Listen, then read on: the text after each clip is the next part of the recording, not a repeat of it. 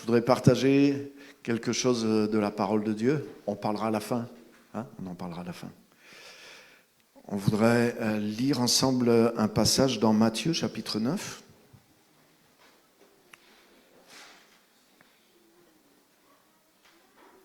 Et au verset 13.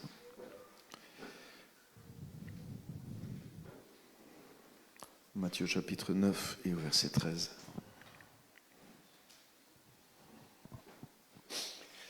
La semaine dernière, je vous ai parlé sur le fait d'être centré sur le royaume de Dieu. Et c'est dans le même esprit que je voudrais nous parler ce matin. Parce que on ne prêche pas le même évangile aujourd'hui que Jésus prêchait. Et donc il y a des choses, tant que c'est des choses qui sont culturelles ou d'époque, qu'on s'adapte de façon culturelle, il n'y a pas de problème. Jésus n'avait pas une Bible, par exemple, dans son téléphone portable. Donc il n'y a pas de souci que l'écriture soit devenue portable, c'est une bénédiction. On peut l'avoir partout avec nous, gratuitement. Ça, il n'y a aucun souci. Mais par contre, c'est pas quand la forme simplement s'adapte, mais quand le fond est changé. Là, il y a un problème. Et Jésus ne prêchait pas un message comme nous prêchons. En réalité, nous prêchons l'évangile du salut. C'est-à-dire que nous prêchons le salut, la guérison, la bénédiction, Dieu va prendre soin de toi, on prêche maintenant la guérison intérieure, la délivrance. Donc c'est comme un évangile qui est entièrement au service de l'être et un peu de l'individu même. Et il y a du vrai là-dedans parce que Jésus vient nous sauver, vient nous restaurer, mais Jésus prêchait l'évangile du royaume. Il ne prêchait pas l'évangile du salut. Jésus, et nous-mêmes, on a changé le sens des paroles de Jésus. Par exemple, Jésus ne prêchait pas « Venez à moi et vous irez au ciel ». « Croyez en moi et vous irez au ciel ». Ah mais si, vous allez dire « Oui, pasteur, si, il a dit, celui qui croit en moi, il a la vie éternelle ». Sauf que la vie éternelle, c'est pas aller au ciel. La vie éternelle, Jésus explique en plus. Jésus savait qu'on allait faire le coup. Donc il a dit, il faut que je donne une définition de ce que c'est la vie éternelle. Sinon, ils vont me faire le coup que c'est aller au ciel. Et dans Jean chapitre 17, verset 1er, Jésus donne la définition de c'est quoi la vie éternelle. Or, la vie éternelle, alléluia, ils sont mes lecteurs de la Bible. Jean chapitre 17, verset 1er, or la vie éternelle, c'est qu'ils te connaissent, toi, le seul vrai Dieu, et celui que tu as envoyé, Jésus-Christ. Donc la vie éternelle, c'est pas aller au ciel quand tu es mort. Ça n'a rien à voir avec ça. La vie éternelle, c'est qu'ils te connaissent. La vie éternelle, c'est pas une quantité de vie, c'est une qualité de vie. La vie éternelle, c'est la vie qui est en Dieu. Alléluia. C'est-à-dire, dans la Bible, il y a deux mots pour... c'est ce qu'on est en train d'apprendre au club des enfants d'ailleurs. Vous vous rendez compte ? Donc parents, faites attention parce que bientôt, vos enfants vont... Ils vont dire, hé maman, oh, papa, c'est pas comme ça dans la Bible, c'est ça, dans le grec, tac. Donc prenez un petit peu d'avance, je vous aide là les parents. Prenez un petit peu d'avance, sinon ils vont vous mettre l'archouma. Dans le grec de la Bible, il y a la vie, il y a un mot qui est traduit, qui vient du grec, qui est bios, comme en français ça donnait bio, la biologie, donc c'est la vie des animaux, des plantes, la vie naturelle, l'existence. Mais il y a un autre mot pour la vie qui est Zoé, qui a donné ce beau prénom Zoé. Et Zoé, c'est pas la vie des plantes, mais c'est la vie qui n'est pas créée. C'est-à-dire c'est la vie qui est à l'origine de toute vie. Et quand Jésus dit « Celui qui croit en moi, il a la vie éternelle », il parle de cette vie-là. Et la vie éternelle, même le mot « éternel », c'est un mot très difficile à traduire. Et c'est un mot qui ne veut pas simplement dire la durée, mais c'est un mot qui veut dire d'un autre siècle, d'un autre âge, d'une autre dimension. Il peut vouloir dire qui dure, mais ça veut surtout dire C'est le monde de Dieu, en fait. Donc quand Jésus dit, celui qui croit en moi, il a la vie éternelle, ça veut dire il a la vie qui est à l'origine de toute vie, cette vie qui n'est pas du siècle présent. Vous voyez cette expression, du siècle présent, mais qui est dans un autre siècle. C'est ça le mot éternel. C'est le mot grec aion, qui veut dire les âges, les siècles. Donc vous voyez comment on a changé cette expression pour en dire, c'est tu iras au ciel après ta mort. Car Dieu a tant aimé le monde qu'il a donné son Fils unique, afin que qui croit en lui ne périsse pas, mais qu'il ait la vie éternelle. On dit, ah voilà, Jésus est mort pour qu'on aille au ciel et qu'on n'aille pas en enfer. Non, ça ne veut pas dire ça.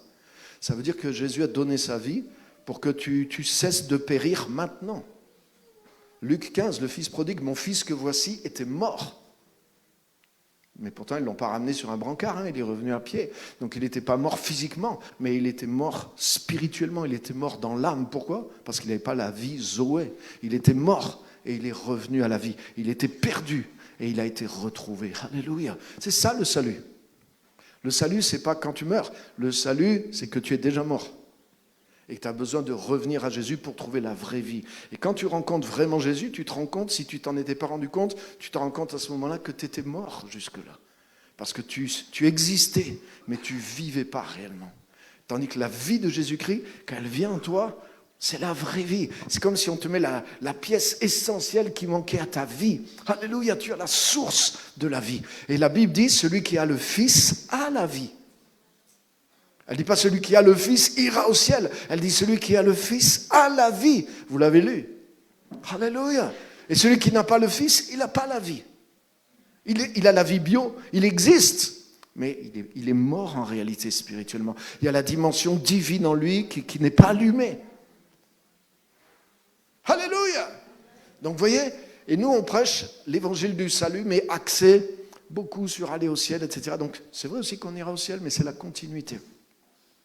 Mais ce n'est pas le cœur même de l'évangile. Et non seulement on prêche ça, et c'est très centré sur l'homme, mais Jésus prêchait pas ça, Jésus prêchait l'évangile du royaume. Et Jésus prêchait que le règne de Dieu, le temps du règne de Dieu est arrivé, et maintenant le règne de Dieu est déjà présent sur terre, et il veut se manifester sur terre. Et ceux qui croient et qui renouvellent leur façon de penser, ça aussi mal traduit par repentance, ils peuvent rentrer dès maintenant dans ce règne-là. Donc c'est complète. On a fait autre chose de ce que Jésus a prêché. Donc il y a du vrai dans ce qu'on prêche, mais c'est une réduction avec des erreurs de ce que Jésus a prêché. Jésus prêchait le royaume de Dieu. Le royaume de Dieu, il couvre tous les domaines. Donc il couvre notre vie individuelle, notre âme, notre esprit, notre corps, la délivrance des démons, le salut. Oui, tout ça fait partie du règne de Dieu. Mais il couvre aussi tous les aspects de la vie autour de nous. Alléluia. Alléluia. Le règne de Dieu, que ton règne vienne, que ta volonté soit faite sur la terre comme au ciel. Là où Dieu règne, la volonté de Dieu, elle est parfaitement accomplie comme au ciel. Et ce n'est pas le cas sur la terre. C'est pour ça que Jésus nous a demandé de prier et d'agir. Et qu'il a donné au corps de Christ le royaume pour mission. Pour vous, cherchez d'abord le royaume de Dieu. Sauf que nous, on a relégué ça encore comme au niveau individuel et au niveau spirituel. Ah, chercher d'abord le royaume de Dieu, ça veut dire je dois prier le matin avant de commencer ma journée. C'est un peu ça qu'on a fait. Dieu doit être le premier dans mon cœur. Mais ce n'est pas ça du tout. Chercher d'abord le royaume de Dieu et sa justice, waouh. Ça veut dire que c'est le but de ma vie, c'est la mission de ma vie. Ma vie, en tant qu'enfant de Dieu, est là pour servir à ce que le règne de Dieu s'établisse sur la terre. Pas juste dans mon cœur et dans ma vie. Ça, c'est fait. Et le moment où je suis né nouveau, où je suis converti, le règne de Dieu, il s'est établi dans mon cœur. Donc, toutes les prières, toutes les simagrées, les supplications, les chants, les soirées de prière, pour dire, Seigneur, viens régner en moi, c'est du temps perdu. Parce qu'on est en train de demander quelque chose que Jésus a fait le jour où on a reçu Christ dans nos cœurs. Qu'est-ce que tu crois que Jésus a fait le jour où tu as reçu Christ dans ton cœur ? Il a établi son règne à l'intérieur de toi, ça y est. Et tous ces chants, des fois qu'on chante, mais c'est ridicule. Jésus, je te fais roi de mon cœur. Mais ce n'est pas toi qui fais Jésus est roi. Jésus a été fait roi des rois, seigneur des seigneurs depuis longtemps. Et c'est pas toi dans ton chant, Seigneur, je te fais roi de mon cœur. Oui, c'est beau, c'est poétique, c'est gentil, c'est mignon, mais ça n'a rien à voir. Et on peut pas, si on passe 20 ans à faire des trucs comme ça, mais on n'est pas dans on n'est pas dans la réalité du royaume qu'on peut implanter dans le monde. Oui, Jésus est déjà roi dans mon cœur. Alléluia. Donc je vais grandir dans sa royauté, dans son influence sur ma vie, mais je vais mettre ma vie au service de ce royaume pour faire quelque chose de significatif dans le monde, envers les autres, et pour la gloire de Dieu. C'est ça le royaume de Dieu. Alléluia. Et chacun d'entre nous, le but de notre vie que Jésus nous a assigné, c'est le royaume, la recherche du royaume dans ce sens-là. Pas juste, ah oui, je dois chercher la présence de Dieu. Tu n'as pas besoin de chercher la présence de Dieu. Dieu t'a trouvé déjà. Et Dieu est venu habiter en toi. Donc tu veux chercher la présence de Dieu, je vais te donner l'adresse de la présence de Dieu. C'est à l'intérieur de toi, tous les jours de ta vie. 24 heures sur 24, 7 jours sur 7. Alléluia. Mais on est rentré dans une telle religiosité qu'en fait, on a concentré toute l'énergie, toute la force des chrétiens sur juste leur vie avec Dieu, la relation avec Dieu, l'Église, la dîme, les offrandes. Et on a oublié le royaume de Dieu. Donc, on va lire ce texte-là. Vous allez voir. Je m'adresse surtout à ceux qui sont déjà chrétiens comme moi depuis longtemps. Et le but de ce message, c'est pas de nous faire mal, mais c'est une petite prise de conscience et pour vraiment mettre la barre à tribord, parce qu'on a dévié. Regardez Matthieu chapitre 9, verset 13.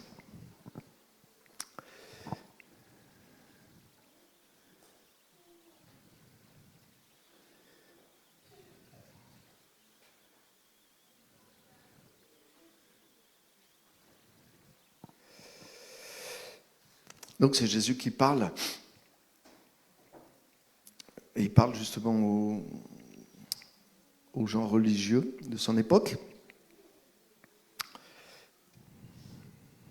On va lire au verset 11 pour être dans le contexte. Les pharisiens virent cela et dirent à ses disciples, « Pourquoi votre maître mange-t-il avec les collecteurs d'impôts et les pécheurs ?» Donc vous voyez, ça c'est un exemple typique aussi, comment la religion rend stupide, et j'allais dire abruti, donc je peux le dire, merci. Donc comment la religion rend abruti les gens. Pourquoi votre maître mange-t-il avec les collecteurs d'impôts et les pécheurs? C'est quoi le problème? Mais la religion, c'est ça. Ah oui, t'es chrétien, mais t'as pas le droit de manger avec ceux qui sont à l'école des impôts de Clermont-Ferrand. Ah bon, pourquoi? Tu vois, même toi, tu sais pas trop pourquoi. Tu peux pas manger. Wow.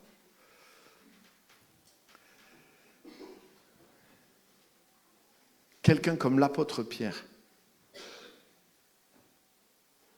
après la Pentecôte, formé par Jésus pendant 3 ans et demi, rempli du Saint-Esprit, à tel point que quand il passe, les gens qui sont suffisamment proches de lui sont guéris, tous.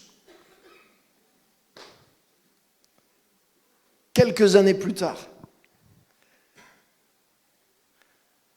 et c'est le Saint-Esprit qui l'envoie chez un Romain qui s'appelle Corneille. Vous connaissez l'histoire? C'est dans Actes chapitre 10.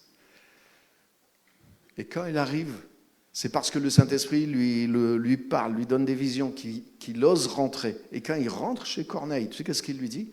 Il lui dit, littéralement il dit ça, c'est contraire à la justice divine. Autrement dit, ce n'est pas la volonté de Dieu pour un juif comme moi d'entrer chez un païen comme toi. Mais le Saint-Esprit vient de me montrer que je pouvais quand même venir jusqu'à chez toi. Super entrée en matière. Et finalement, il lui prêche l'évangile à peine, et c'est pas grâce, c'est malgré son attitude, malgré ses préjugés religieux. Le Saint-Esprit tombe sur tous les non-juifs qui sont là. Et ils sont remplis du Saint-Esprit, ils se mettent à parler en langue, à prophétiser. Et tous ceux qui sont avec Pierre sont choqués. Pourquoi? Parce qu'ils sont tous des juifs. Et ils ont un préjugé religieux. Quoi? Dieu a donné le Saint-Esprit c'est pas rien, là. À des non-juifs. Et il décide de les baptiser. Tu sais quoi? Ils ne sont pas rentrés à Jérusalem. Que le téléphone chrétien a déjà fonctionné. Quand ils arrivent à Jérusalem, tous les autres apôtres sont réunis. Et heureusement que c'était Pierre. Pierre qui avait quand même une certaine notoriété parmi les 12. Et les autres le convoquent. Tu es rentré chez des non-juifs et tu as mangé avec eux. Quoi, les apôtres de Jésus? Mais Jésus ne leur avait pas dit juste avant, allez, faites des disciples de toutes les nations. Nation, le mot nation, chez les juifs, ça veut dire les païens, les nations, opposées au peuple juif, les juifs et les nations. Mais ils n'avaient rien compris alors. Ouais, ils n'avaient rien compris. Ils avaient compris qu'ils allaient aller prêcher aux juifs qui étaient dispersés parmi les nations. Et ils étaient encore bourrés d'un préjugé religieux envers les non-juifs. Alors qu'ils avaient fait 3 ans et demi avec Jésus. Jésus est resté 3 jours chez les Samaritains, parlant avec une femme. Leur esprit religieux aurait dû être cassé. Jésus a dit, quand le centurion romain a dit, dis seulement une parole et mon serviteur sera guéri. Et Jésus a dit devant tout le monde, je vous le dis, même en Israël, j'ai trouvé personne qui a une foi comme cet homme-là. Jésus a guéri la femme syro-phénicienne aussi, qui était une païenne. Donc les disciples ont vécu toutes ces choses. Comment ils pouvaient être encore, après être remplis du Saint-Esprit, après la Pentecôte, après être utilisés pour des miracles? Ah non, c'est un péché de rentrer dans la maison d'un non-juif. Ouh. Alors tu sais quoi? Si l'apôtre Pierre, après la Pentecôte, après les miracles qu'il a fait, il pouvait avoir encore des préjugés religieux de cette force en lui, à combien plus forte raison, nous? Ah mais non, moi j'ai pas la religion, j'ai la relation, moi je suis un vrai évangélique, je suis un pur, je parle en langue et tout. Tu rigoles? Je suis au-dessus de tout ça.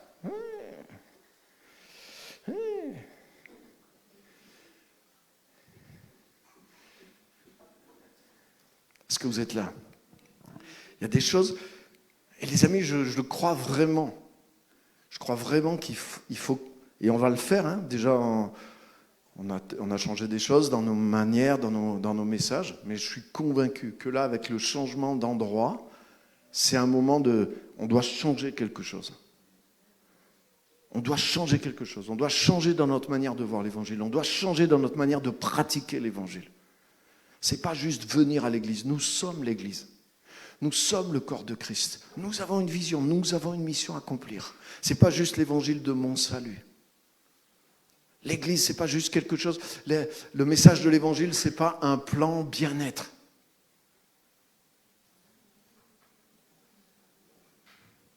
Ce n'est pas une forme de spiritualité qui amène un bien-être.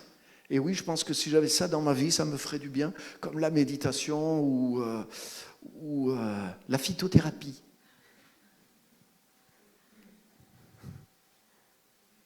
Non, c'est le règne de Dieu. C'est la vérité absolue. C'est le créateur de toutes choses. Alléluia. Donc on doit rentrer dans sa pensée à lui et pas essayer de le faire rentrer dans notre petite boîte à nous pour mettre à notre service des vérités puissantes de l'Évangile. Alléluia. Alléluia. Et c'est vrai autant pour les pasteurs que pour les chrétiens. Donc, vous voyez comment la religiosité peut rendre stupides les hommes. Et vous voyez, ce n'est pas que les pharisiens. Ah oui, les pharisiens, on les met tout le temps en exemple. Mais je vous ai montré comment l'apôtre Pierre, même après la Pentecôte, il était dans une religiosité grave. Et c'est parce que le Saint-Esprit lui a donné 3 fois la vision de manger des animaux impurs. Il lui a dit, ce que j'ai déclaré pur, ne le regarde pas comme impur. C'est grâce à ça qu'il est rentré chez Corneille. Et il a compris après. Il a dit, ah mais alors ça veut dire que les non-juifs ne sont pas impurs alors? Mais c'est ça. Ça veut dire que des années après Pentecôte, non mais, des fois on lit la Bible, on ne se rend pas compte de ce qu'elle nous dit.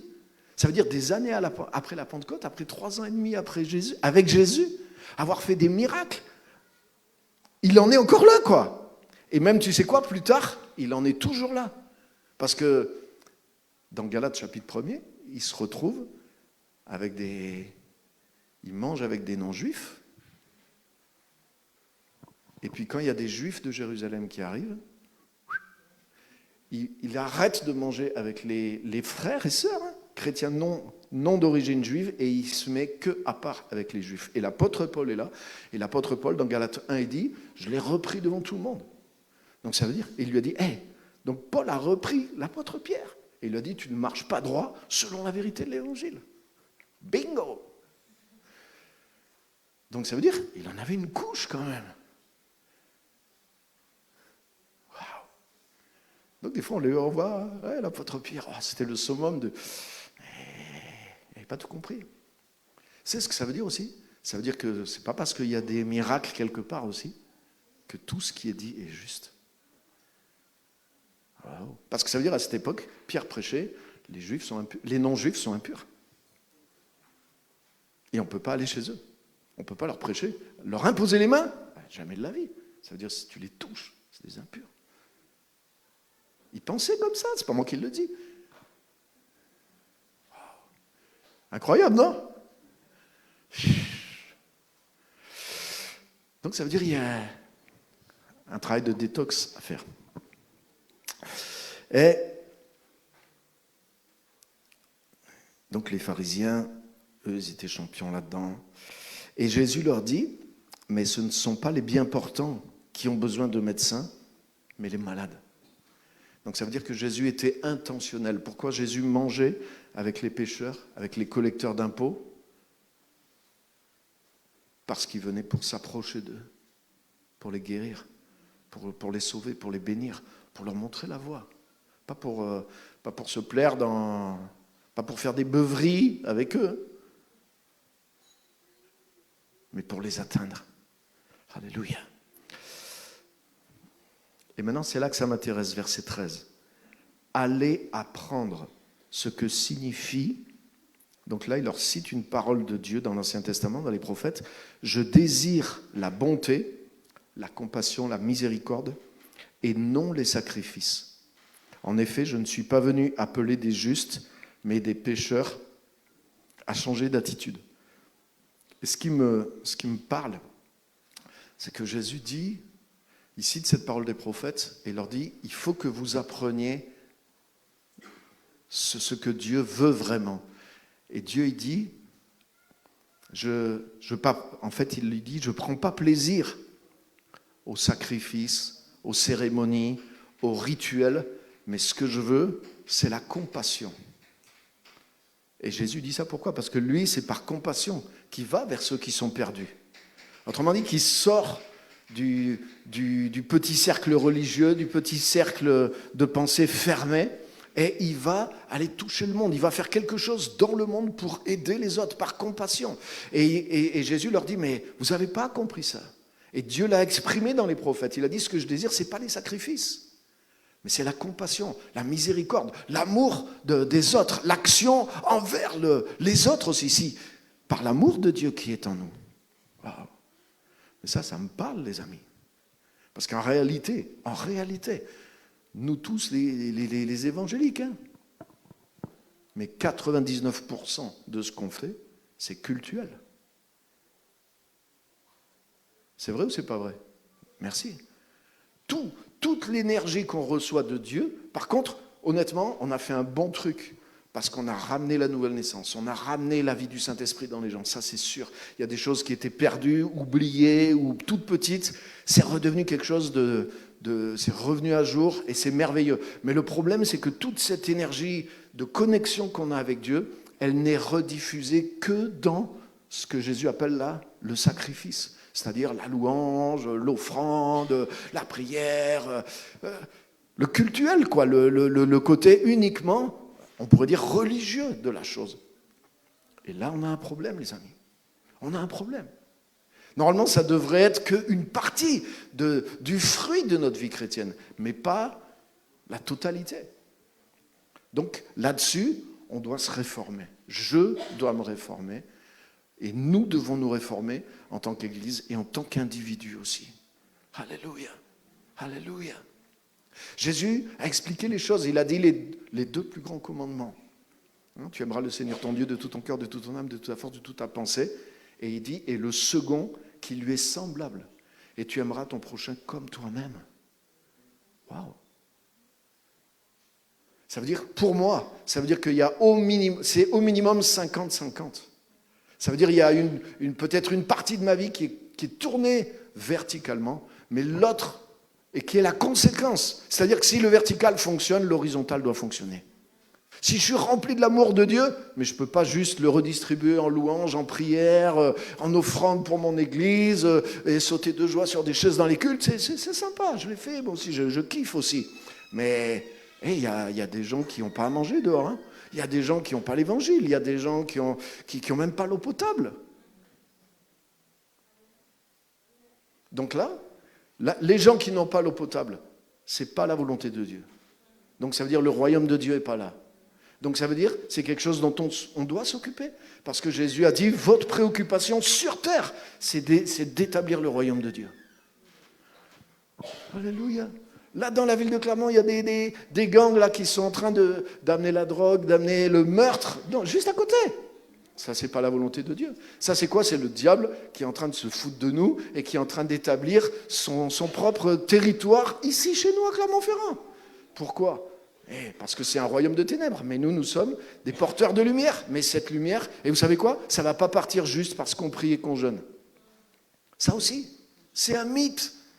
Oui, le jeûne et la prière ont leur place pour agir dans le monde spirituel. Mais c'est que la première partie de la chose. Ensuite, il faut aller sur le terrain. Il faut s'occuper des choses sur le terrain. Si on n'occupe pas le combat spirituel, il n'est pas que dans le monde invisible. Hein.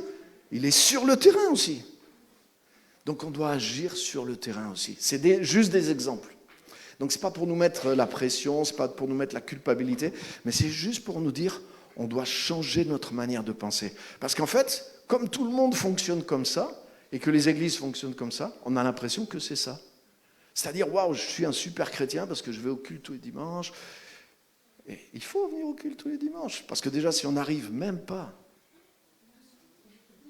voilà, si déjà on n'est même pas rechargé, pour moi, c'est le minimum. Pour que mon téléphone fonctionne, il faut qu'il soit chargé. C'est le minimum vital. Mais le but du téléphone, ce n'est pas de se charger. Vous êtes là? Alors que beaucoup de chrétiens, les meilleurs des chrétiens, c'est qu'ils sont super chargés, quoi. Je suis là le dimanche, je suis là le mardi, ouais. Mais toute l'énergie du téléphone, elle sert que dans le petit endroit où on se recharge. Non. Non, si on est chargé là, c'est pour pouvoir agir ailleurs, c'est pour pouvoir donner cette énergie à l'extérieur. Alléluia. Et vous allez voir, les amis, que c'est là que tout se passe. C'est là que tout se passe. Alléluia. Et maintenant, une autre parabole de Jésus qui va dans ce sens-là aussi, qu'on connaît, mais elle n'est pas souvent prêchée. Donc aujourd'hui, on va la prêcher. Elle est dans Luc chapitre 10 et au verset 37, justement. C'est après que Jésus il parle des deux commandements. Celui qui est tourné vers Dieu et celui qui est tourné vers son prochain. Luc chapitre 10, verset 37.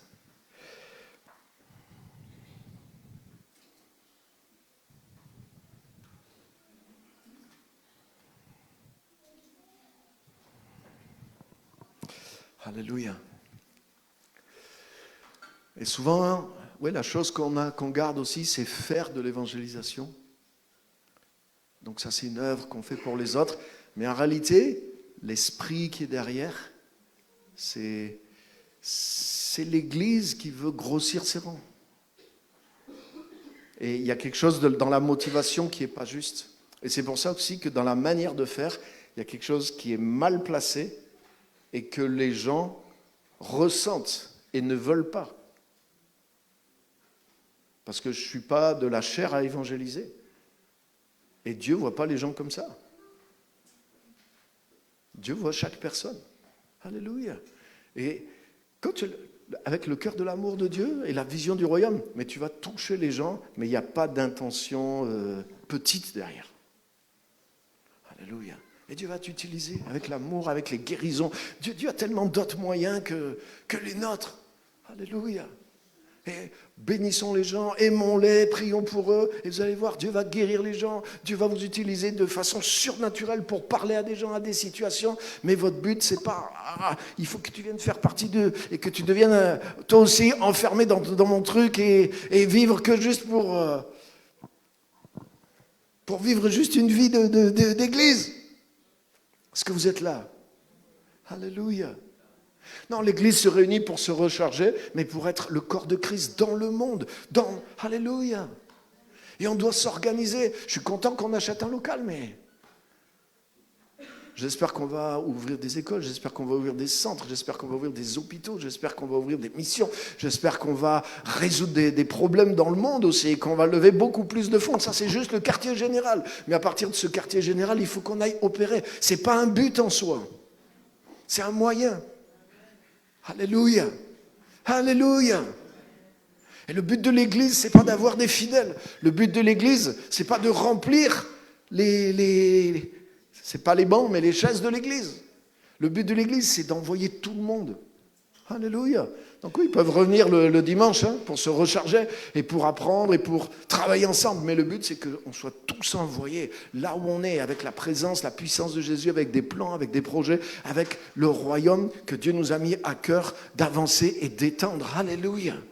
Alléluia. Et oui, toucher des âmes pour Christ, ça fait aussi partie de la mission, mais tout ce qui n'est pas conforme au royaume de Dieu fait partie de notre mission. Et il y a des choses que Dieu va nous mettre spécifiquement à cœur, d'aller œuvrer et d'aller changer, d'aller réparer dans le monde. Et c'est ça notre mission. Jésus a dit, il n'a pas dit vous êtes le sel de l'église. Vous devez chanter à la chorale. Et comme il n'y a pas assez de place dans l'église, on s'invente des titres et des ministères. Moi, je suis intercesseur. Moi, je suis chantre de l'Éternel. Moi, je suis superviseur du bishop. Moi, je suis un ancien niveau 2. Moi, je suis un portier de Salomon. Vous voyez, j'en invente un nouveau là. Ah, c'est pas... nous, on est les premiers à inventer ça. Moi, je suis portier de Salomon. Moi, je suis... le gardien du temple. Waouh. Ah, ça fait classe. On a tous, comme ça, on a tous une petite étiquette. On devient des professionnels de la religion. Non.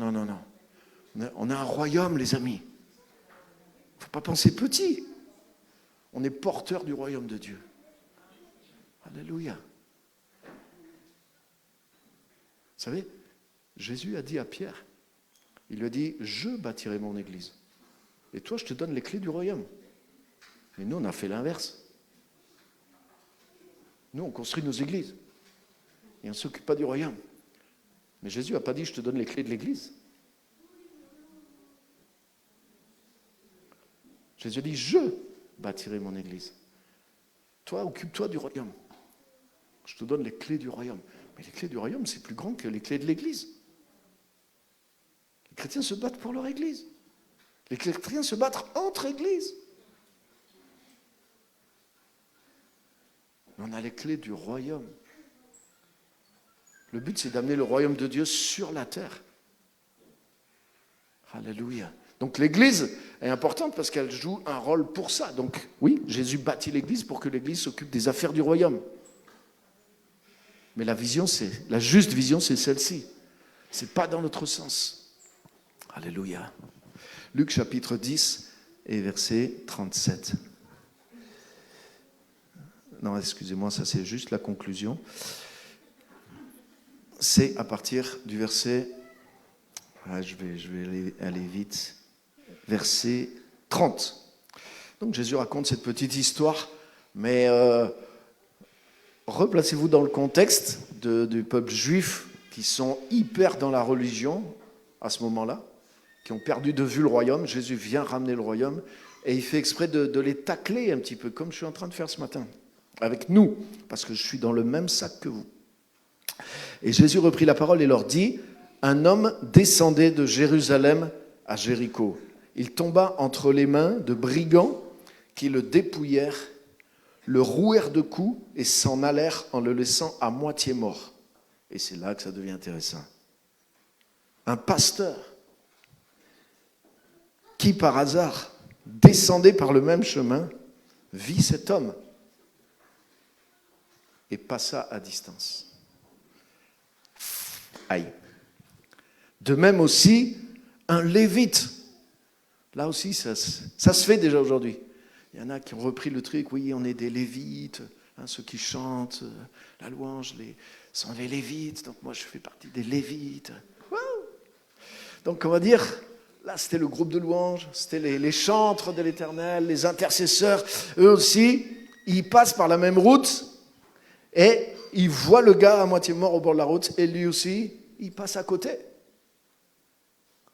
Mais Jésus fait exprès. Vous voyez, Jésus, même un enfant, il voit très bien là où il est en train de pointer. T'imagines dans la société où il est. Hein, le sacrificateur, le lévite, c'est les deux grandes figures religieuses de l'époque. C'est comme moi que je vous dis, c'est un pasteur et des chantres. Ce qu'on appelle des chantres.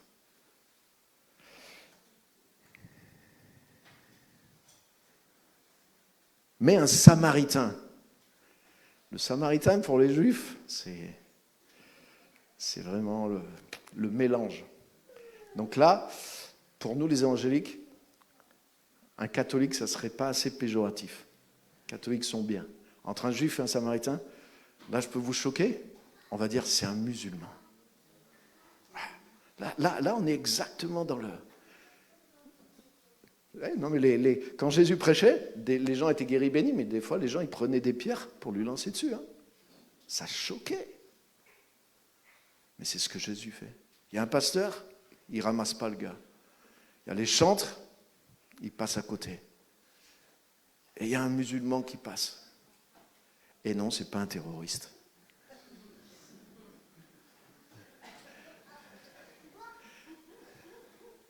Et non, il ne lui sort pas un couteau pour l'achever. Et non, il ne l'égorge pas. Mais il le voit, il a compassion. Et il s'arrête. Il le met sur sa propre monture. Autrement dit, ça pisse le sang sur les sièges de son automobile. Mais il le prend quand même. Il l'amène jusqu'à l'hôpital, qui est une clinique privée. Et il demande au médecin, occupe-toi de lui, je paye déjà pour les premiers jours, et je vais revenir et je payerai tout ce que ça coûte jusqu'à ce qu'il soit sur pied. Oh. C'est ce qui se passe dans l'histoire. Et pendant ce temps, le pasteur et les chantres prient, ils ne prient même pas pour le gars. Mais ils prient, Seigneur, aide-nous à gagner plus de monde. Seigneur, aide-nous à avoir un nouveau local. Aide-nous à avoir des nouveaux instruments. Seigneur, aide-nous à ce que le pasteur puisse avoir un 13e mois.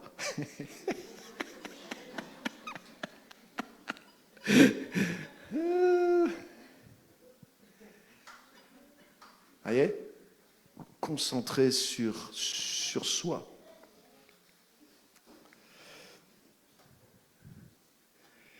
Oui, je me donne le pire rôle dans l'histoire. Hein, vous voyez, je suis pas. Et c'est pas pour. C'est juste pour nous. C'est pas pour nous culpabiliser. C'est pour nous montrer. Tombons pas dans la même religiosité. Donc le Samaritain, le musulman, il paye jusqu'à ce que tout soit réglé. Et au verset 36, Jésus pose la question. Il dit, lequel de ces trois te semble avoir été le prochain de celui qui était tombé au milieu des brigands? C'est celui qui agit avec bonté, hein, avec la compassion, la miséricorde. Comme dans le premier texte, ce n'est pas le sacrifice que je désire, mais c'est la bonté, la miséricorde. Allez et apprenez ce que ça veut dire. C'est celui qui agit avec bonté envers lui. Jésus lui dit, va agir de la même manière, toi aussi. Alléluia. Alléluia. Donc oui, toute notre vie avec Dieu, notre communion avec Dieu, c'est la base, c'est principal. Et ça doit être fort pour qu'on soit rempli de cet amour de Dieu, de cette capacité de Dieu et de cette direction. Mais la deuxième partie, c'est de pouvoir agir avec ça dans le monde pour amener le royaume de Dieu. Donc il faut que ça soit équitable entre ces deux choses. Mais malheureusement, pour beaucoup de ce qui se passe, 99%, c'est juste la première partie. Se fortifier spirituellement et vivre l'Église. Et les chrétiens, ils ont l'impression que s'ils ont suivi le programme hebdomadaire de l'Église, ils ont fait tout ce qu'ils devaient faire en tant que chrétiens. Et c'est nous qui donnons cette impression-là. C'est nous les responsables qui prêchons ces choses-là et qui avons créé ce modèle-là. Donc personnellement, je ne suis plus dans ce modèle-là. Je me dissocie de ce modèle-là. Et je veux que l'Église soit dissociée de ce modèle-là. Donc ça ne veut pas dire qu'il y aura un culte le dimanche, il n'y a pas de souci, hein, mais ce n'est pas la finalité. Vous savez qu'on va arriver devant le Seigneur, il ne va pas nous demander combien de cultes tu as fait.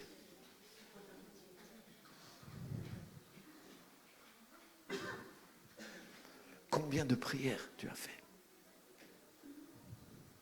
Combien d'heures d'église tu as sur ton compte pour que je te récompense? Non, c'est pas ça. Ça, c'est pas pour Dieu que je le fais pour moi en réalité. Je le fais pour moi, pour me fortifier, pour apprendre, pour être fort dans le Seigneur. Mais ce que Dieu me demande, c'est d'être un instrument du royaume. Alléluia. Et c'est pas une corvée, c'est pas un fardeau qu'il met sur moi. C'est quelque chose qui est la conséquence de la vie de Jésus-Christ qui est en moi. Alléluia. Alléluia. C'est pas difficile. C'est pas quelque chose qui m'est imposé. C'est même pas quelque chose c'est une conséquence. C'est la conséquence normale. Si réellement je suis connecté avec lui, si réellement ce que dit l'apôtre Paul est vrai, celui que j'étais avant, il est crucifié, il est fini, et maintenant c'est plus moi qui vis, c'est Christ qui vit en moi. C'est simple, hein? Mais si Christ vit en moi, Christ en moi va vivre le même genre de vie que Christ a vécu pendant qu'il était sur terre. On est d'accord? Et Christ n'a pas vécu comme un moine, hein, enfermé dans la synagogue à prier et à faire des jeûnes et des prières pour que Dieu change le monde. Il priait, il passait du temps en prière, il passait des nuits en prière des fois, il raccourcissait son temps de sommeil par moment, il priait, mais après, il était à l'action. Qu'est-ce qu'il faisait? Il libérait, il guérissait, il enseignait, il faisait du bien, il formait des gens pour qu'à leur tour ils fassent la même chose. Il a créé un mouvement pour que le monde soit changé par la puissance du règne de Dieu. Il a manifesté le règne de Dieu, il a démontré le règne de Dieu, non pas dans sa vie, non pas simplement dans sa prière, mais dans le monde. Alléluia. Et il nous a dit, faites ce que j'ai fait. Amen. Donc c'est sur ça, juste que je veux nous laisser. Et donc je vous encourage à venir aussi à la semaine qu'on va avoir de prière. On a besoin de renouveler notre manière de penser. On a besoin de changer notre manière dont on voit l'Église, dont on se voit en tant que chrétien, le type d'évangile qu'on a reçu, l'évangile du salut, un évangile centré sur soi, un évangile qui devient un évangile de bien-être spirituel, de bien-être personnel, comment réussir sa vie, comment réussir son mariage, comment réussir ses finances, comment réussir... Oui, c'est vrai qu'il y a ça dans l'évangile, mais ce n'est pas le but de l'évangile. Alléluia. Notre but de réussite, c'est Jésus. Jésus est mort, célibataire, sans thune, à 33 ans, crucifié. C'est ça notre modèle. Alléluia. Qui c'est qui a envie de finir comme ça? Moi, c'est trop tard, j'ai dépassé les 33 ans, je suis marié, j'ai raté ma vie.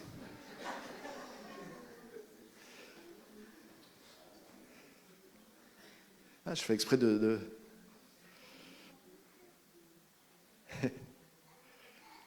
Tous les apôtres sont morts pour l'évangile. Tous.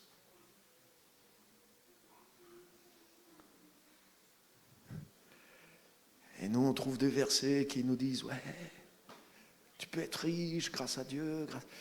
Il y a des versets qui le disent. C'est pas faux. Il y en a certains, ça correspond à leur appel.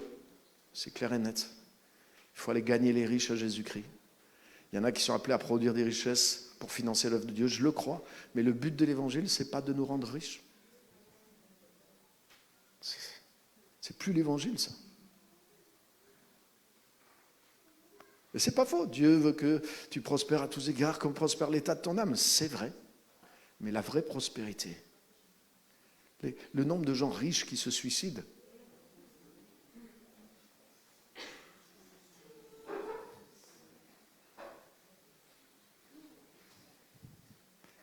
est-ce que la richesse matérielle qu'avait Jésus, Jésus a commencé mal, hein, il est né dans une étable. Déjà, à l'atterrissage, il s'est planté. Hein. Les rois mages, ils sont allés chercher le roi qui venait de naître au palais. Tu vois, préjugé. Le roi des Juifs, où est le roi des Juifs qui vient de naître? Ah ben, il n'y a personne au palais. Hein.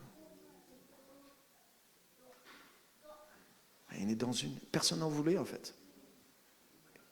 C'était limite, il était... En fait, c'est pas limite. Il est né SDF. Jésus est né SDF. S'il n'y avait pas eu les tables, il naissait dans la rue.